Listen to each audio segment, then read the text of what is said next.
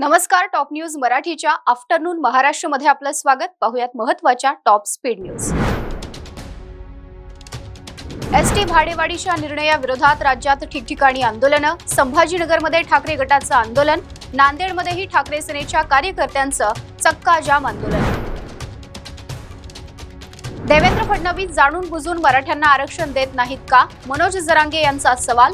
जरांगेंच्या उपोषणाचा आजचा तिसरा दिवस. एसटी भाडेवाढीचा निर्णय तातडीनं मागे घ्या. भाडेवाढ मागे घेऊन सर्वसामान्यांना दिलासा द्या. काँग्रेस नेते विजय वडेट्टीवार यांची मागणी. मनोज जरांगे यांची डॉक्टरांकडून तपासणी. ब्लड शुगर खालावल्याची डॉक्टरांची माहिती. जरांगे आरक्षणाच्या प्रलंबित मागण्यांवरती ठाम.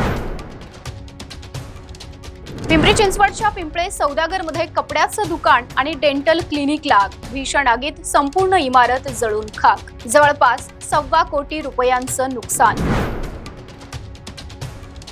भंडाऱ्यातील स्फोटाचा सावली गावाला फटका. गावातील अनेक घरांना स्फोटामुळे तडे. गावाचं पुनर्वसन करण्याची ग्रामस्थांची मागणी. राज्यात छावा चित्रपटाच्या विरोधामुळे वातावरण तापलं. दिग्दर्शक लक्ष्मण उत्तेकर राज ठाकरेंच्या भेटीला. लेजिम खेळतानाचं दृश्य काढून टाकणार, उत्तेकरांची प्रतिक्रिया.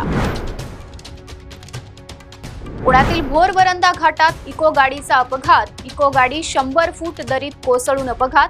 एकाचा मृत्यू तर 5 जण जखमी. पहाटे 5च्या सुमारास घडला अपघात.